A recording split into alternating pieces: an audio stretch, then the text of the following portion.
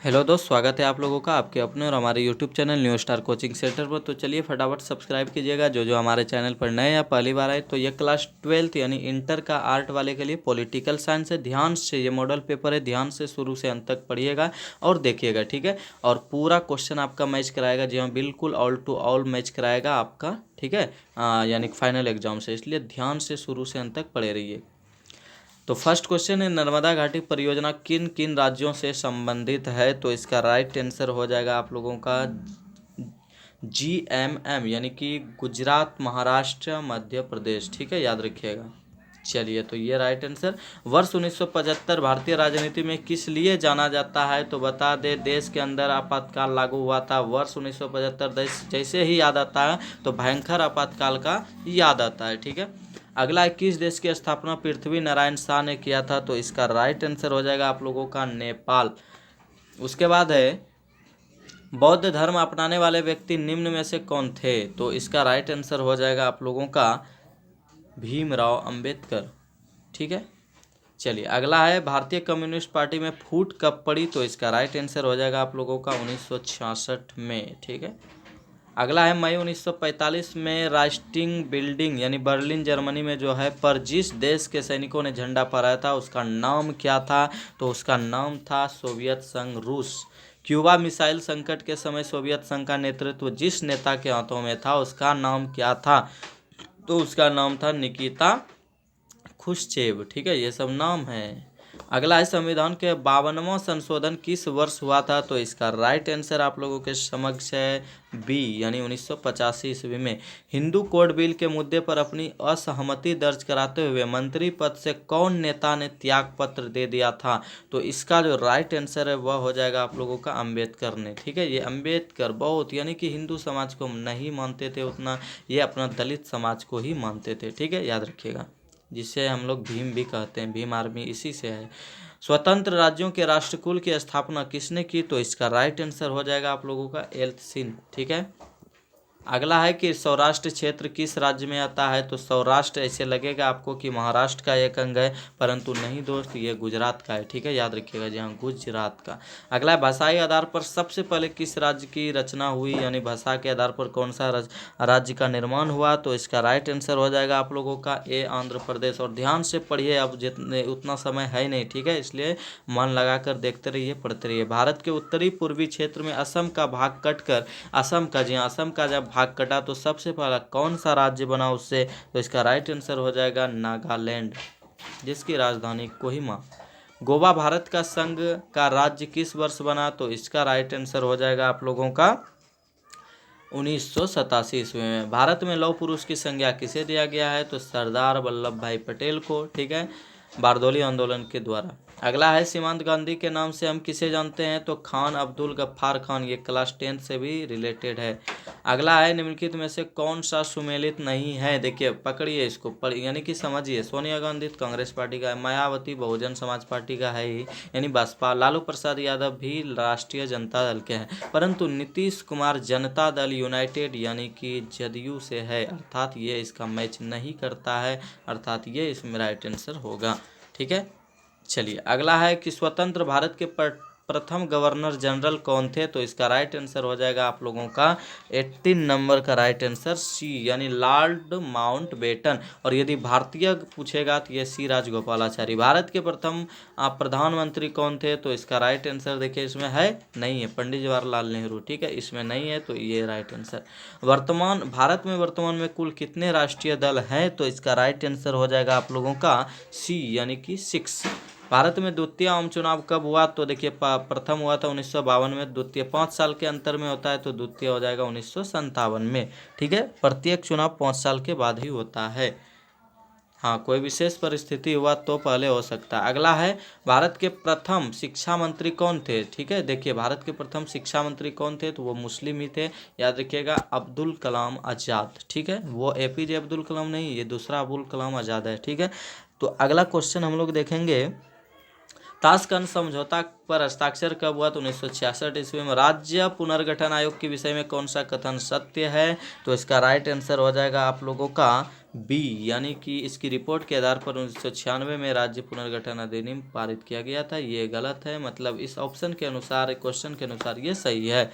ठीक है, चलिए अगला क्वेश्चन है, सिक्किम भारत का सहवर्ती राज्य कब बना? तो इसका जो राइट आंसर हो जाएगा वह हो जाएगा आप लोगों का 25 नंबर का राइट आंसर ए, यानी 1974। किस आंदोलन ने आंध्र प्रदेश के लिए स्वायत्त प्रदेश की मांग की थी? तो इसका राइट आंसर हो जाएगा आप लोगों का 26 का ए, यानी विशाल आंध्र आंदोलन ने। भारत में दिया, भारत में वर्तमान में कुल कितने संघ शासित प्रदेश है? तो इसका राइट आंसर हो जाएगा आप लोगों का 27 का आपका बी, यानी 7। ठीक है, चलिए अगला है, भारत में विविधता में एकता, भारत में विविधता में एकता की विशेषता किसने बताई? तो इसका राइट आंसर हो जाएगा आप लोगों का डी, यानी कि जवाहरलाल नेहरू ने। संविधान की प्रस्तावना में बंधुता का आदर्श क्यों रखा गया है? तो इसका राइट आंसर हो जाएगा आप लोगों का राष्ट्रीय एकता हेतु। कश्मीर के भारत में विलय पत्र पर किसने हस्ताक्षर किया था? तो इसका राइट आंसर डी, यानी राजा हरि सिंह ने। ठीक है, चलिए, और राजा हरि सिंह राजा थे वहाँ के पहले शासक। अगला है, संविधान में भारत के किस राज्य को विशेष दर्जा प्राप्त है? तो इसका राइट आंसर हो जाएगा आप लोगों का ए, यानी जम्मू कश्मीर को। राज्यों के पुनर्गठन आयोग का अध्यक्ष कौन था? तो इसका राइट आंसर हो जाएगा आप लोगों का न्यायमूर्ति फजल अली। उसके बाद है, राज्य पुनर्गठन अधिनियम के अनुसार भारत में किस आधार पर राज्यों की रचना की गई है? तो इसका राइट आंसर हो जाएगा आप लोगों का भाषा के आधार पर।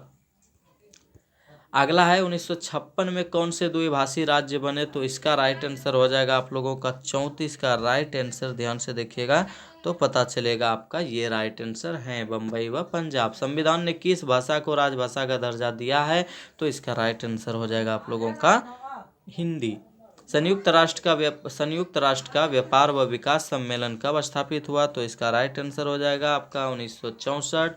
किस युग ने सबसे पहले समाजवादी राष्ट्र कुल छोड़ा? तो इसका राइट आंसर हो जाएगा आपका यूगोस्लाविया। ठीक है, याद रखिएगा क्या हो जाएगा दोस्त, यूगोस्लाविया। चलिए अगला है, किस देश ने नाटो में अमेरिकी नेतृत्व का विरोध किया? तो इसका राइट आंसर आप लोगों का हो जाएगा फ्रांस ने। शीत युद्ध के लिए उत्तरदायी कारण कौन नहीं है? तो इसका राइट आंसर आप लोगों के समक्ष है वर्साई की संधि। द्विध्रुवीय विश्व व्यवस्था में पूर्वी गठबंधन का नेतृत्व किसने किया? तो इसका राइट आंसर हो जाएगा आप लोगों का सोवियत संघ, रूस ने।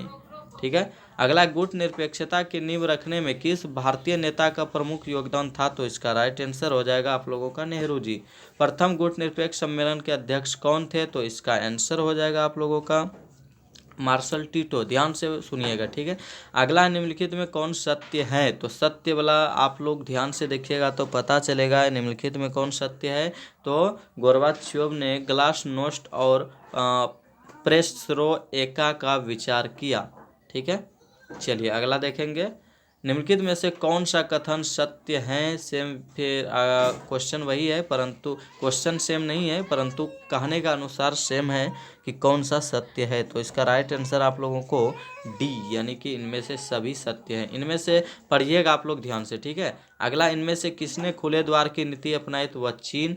गुट निरपेक्ष पक्षों का शिखर सम्मेलन नई दिल्ली में कब आयोजित किया गया? तो इसका राइट आंसर हो जाएगा आप लोगों का 46 नंबर का राइट आंसर इधर आपको मिलेगा।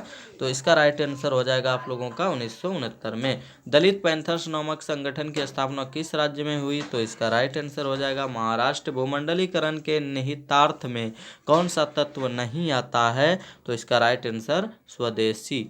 चलिए अगला देखेंगे, किसे माहड़ का महात्मा होने का श्रेय है? तो श्रेय जाता है, तो इसका राइट आंसर हो जाएगा आप लोगों का अंबेडकर को। 6 दिसंबर 1992 को कौन सा घटना घटित? बाबरी मस्जिद का विध्वंस हुआ था। भारतीय अर्थव्यवस्था कैसी अर्थव्यवस्था है? तो मिश्रित अर्थव्यवस्था है। ध्यान से सुनिएगा, ठीक है। अगला है, मनरेगा कार्यक्रम की शुरुआत जो है वह किसके शासनकाल में हुआ? तो इसका राइट आंसर मनमोहन सिंह के द्वारा। निम्नलिखित में से किस देश ने खुले द्वार की नीति अपनाई? तो इसका राइट आंसर चीन हो जाएगा, ठीक है। अगला है, यूरो क्या है? तो यूरो यूरोपीय संघ के सदस्यों की मुद्रा, यानी यूरोपीय देशों की मुद्रा है।